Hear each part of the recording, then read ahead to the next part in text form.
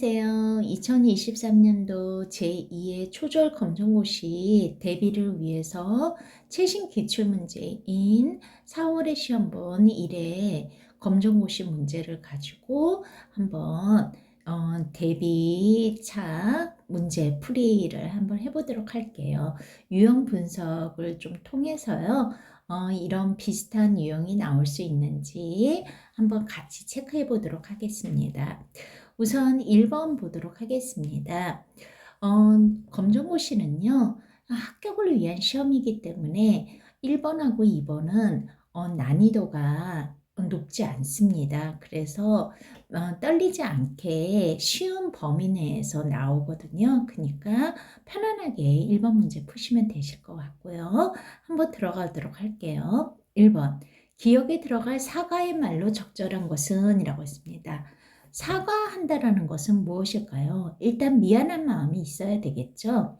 그랬더니 봤더니 남자친구가 내가 실수로 우유를 쏟았어. 사과니까 미안해. 이런 식으로 나와야겠죠. 간혹 1번 문제가 뭐 이렇게 사과로 나올 수도 있고요. 감사로 나올 수도 있고 뭐 축하의 의미로도 나올 수 있고 여러 가지 유형으로 나올 수 있겠죠. 자, 어렵지 않으시죠? 그 다음에 2번 들어가도록 하겠습니다. 속담 문제는요, 잘 나오는 유형 중에 하나입니다. 사람 간의 관계가 매우 가까운 것을 말할 때, 자, 가까운 것을 말할 때 이르는 속담이다 라고 얘기했어요. 요즘에는 바느질을 집에서 하시는 분들이 좀 드문 것 같은데요. 예전에 비해서요. 바느질을 할 때 바늘에다 항상 실을 꿰가지고 거기 바느질을 하잖아요. 그만큼 가까운 사이를 이야기를 할 때 1번 바늘 가는데 실 간다 이런 식으로 표현할 수 있겠죠. 그렇죠? 그 다음에 속담 문제 같은 경우는요. 유형이 자주 나오는 유형 중에 하나니까 꼭 챙기시길 바랍니다. 3번 보겠습니다. 다음 주제에 대한 의견으로 알맞지 않은 것은? 이라고 했습니다. 이렇게 아는 것은 이럴 때는 엑스페를 좀 해 주셔야지 실수하지 않아요. 나중에 보고 알맞은 것 하고 고르시는 분들이 꽤 있으시거든요. 자, 볼게요. 친구와 사이좋게 지내자라고 했어요. 어떤 식으로 해야지 사이좋게 지낼 수 있나요? 어려울 때 도와야겠죠. 그쵸? 힘들 때 위로해 주죠. 그 다음에 예쁜 말 해야죠. 근데 싫어하는 별명 불러요? 그러면 사이가 안 좋아지겠죠. 답은 3번입니다. 어렵지 않으시죠? 초절 검정고시 문제는요, 약간 도덕하고 비슷한 문제들이 좀 많이 있어요. 자, 전형적인 이제 국어 문제 나왔네요. 4번. 시간적 배경은? 이라고 했습니다. 배경에 대해서요, 두 가지 큰 걸로 생각하시면 됩니다. 하나는 시간적 배경이 있고요. 하나는 공간적 배경이 있습니다. 물론 사회적 배경도 있는데요. 이거는 이제 중학교 과정부터 좀 중요시 여긴다고 생각하시면 되고요. 일단 시간적 배경과 공간적 배경에 대해서 설명드릴게요. 시간적 배경은 시간, 계절, 아무튼 시간하고 관련된 거예요. 그러면 공간적 배경은 뭐겠어요? 장소와 관련된 겁니다. 그래서 만약에 학원, 학교, 뭐 이제 종교 가지신 분들 같은 경우는 교회, 절, 뭐 이런 거가 되겠죠. 근데 여기서는 시간적 배경이라고 했으니까 한번 보도록 할게요. 아침에 집에서 밥을 먹었을 때였습니다. 라고 얘기를 했네요. 그러고는 가족들은 맛있게 먹고 있는데 자기는 못 먹었다고 얘기했네요. 벌써 여기에서 힌트 나왔죠. 아침. 이렇게 하시면 되겠죠. 시간적 배경은 시간, 계절, 뭐 아니면 뭐 아침, 점심, 저녁 아니면 9시, 10시 이런 식으로 시각으로도 나올 수 있고요. 다양하게 표현되고 있습니다. 그 다음에 5번 보도록 할게요. 이 5번 문제가요. 나중에 중졸, 고졸까지도 연결이 되는데요. 호응관계 물어보는 거예요. 호응관계는 뭐냐면 자연스럽게 문장에서 자연스럽게 보여줘야 되거든요. 이것을 어려운 말로 호응이라고 합니다. 그러면 잘 볼게요. 1번. 동생은 빵을 별로 좋아한다. 별로라는 말이 나오면요, 뒤에 부정하는 말이 나와야 돼요. 좋아하지 않는다. 이렇게 해야지 자연스럽죠. 그 다음, 우리는 내일 동물원에 갔다. 내일이라는 말이 나왔는데 과거가 나오면 안 되겠죠. 내일 동물원에 갈 것이다. 아니면 갔다라는 말을 굳이 나는 쓰고 싶다 그러면 우리는 어제 동물원에 갔다. 이렇게 해야겠죠.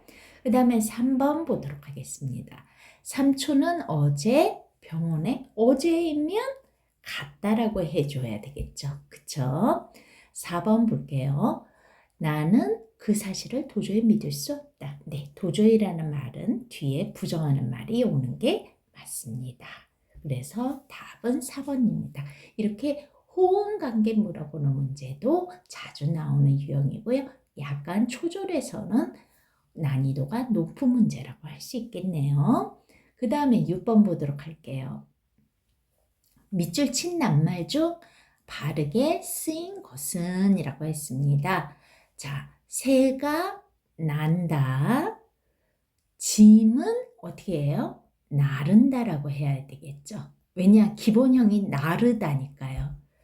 그 다음에 새끼는 낳는다라고 해야겠죠. 기본형은 낳다니까요. 1번 같은 경우에는 새가 날다거든요. 이건 나중에 이제 고졸에서 배우시는데요.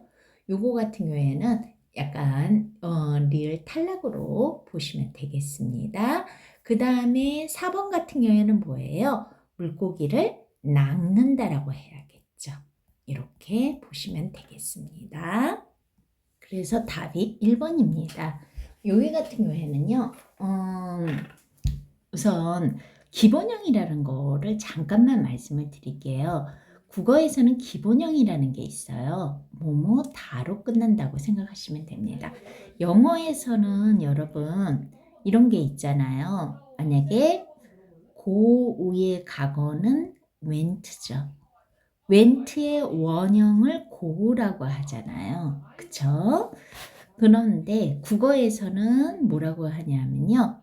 이런 식으로 하는 거죠. 만약에 갔다의 기본형은 가다. 이런 식으로 찾는 거죠. 다자가 붙는 거예요. 그러면 하나만 해볼까요? 먹고의 기본형은 먹다. 쓰니까의 기본형은 쓰다. 이게 이제 기본형이 되는 거거든요. 나중에 고졸 때까지도 되게 중요하게 많이 쓰입니다. 그래서 6번은 맞춤법 문제로 이런 식으로 기본형 좀 알아두면 더 좋겠죠. 그 다음에 7번 보도록 하겠습니다.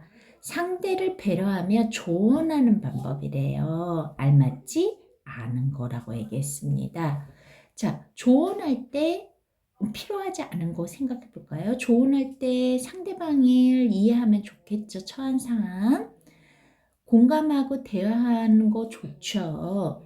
강요하지 않는 것도 좋죠. 그렇지만 제대로 안 들으면 안 되겠죠.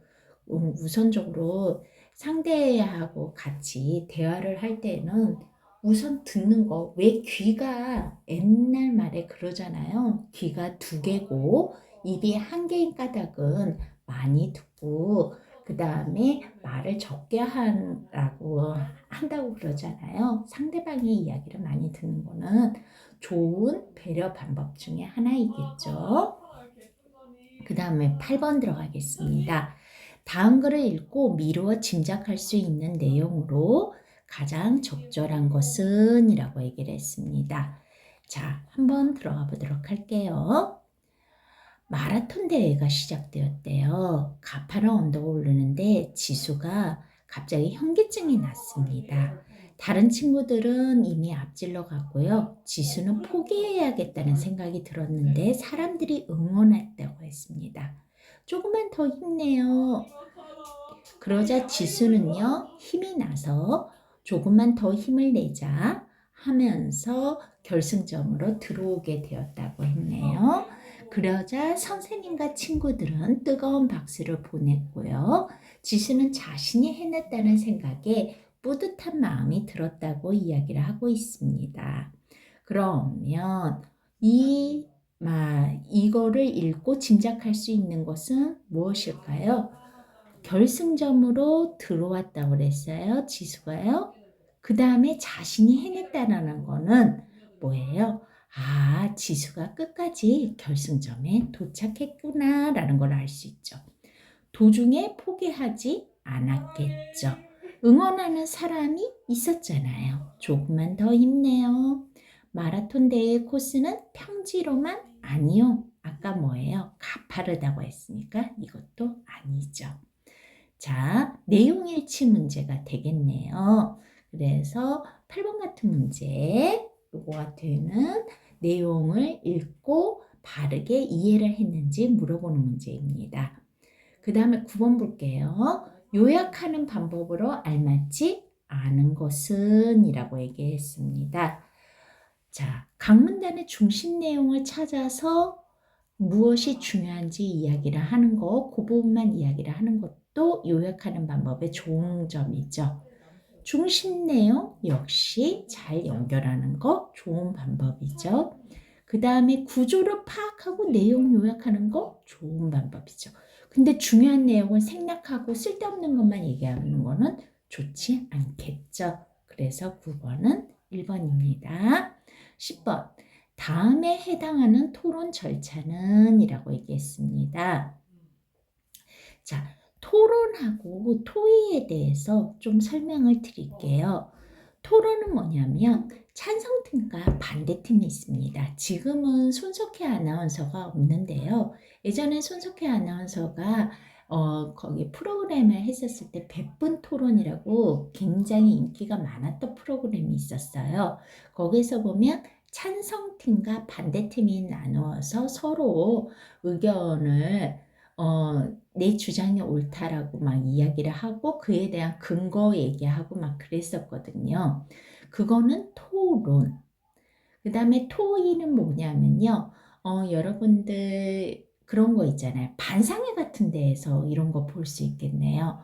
어떤 문제가 동네 문제가 있었을 때 그 문제에 대해서 해결 방법을 여러 사람이 같이 의논을 해서 그 문제 해결 방법을 제시하는 거. 그러니까 여러 사람이 의논을 하는 거는 토의. 찬성팀과 반대팀으로 주장하고 내 주장이 옳다고 말하는 것은 토론이라고 생각하시면 될 것 같아요. 그러면 자 볼게요.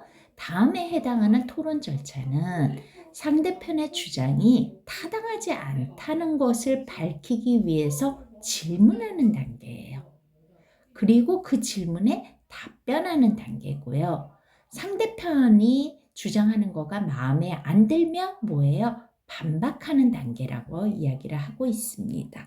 그러면 이거와 관련되는 토론 절차는 반박한다면서요. 반박한다라는 것은 뭐예요? 반박하면서 나의 의견을 이야기하는 단계이니까 어떤 단계일까요? 반론하는 단계겠죠. 이 반자라는 말이 힌트가 되겠네요. 이런 식으로. 그래서 우선 대비하는 첫 번째 1번에서 10번까지 1회분 우선 해드렸고요. 다음 시간에는 11번에서 20번까지의 문제 마무리 해드리도록 하겠습니다. 혹시 공부하시다가 질문이나 의문점이 있으시면요. 댓글로 남겨주시면 그거 확인하고요. 다음 영상에 반영해서 말씀드리겠습니다. 네, 고생하셨습니다.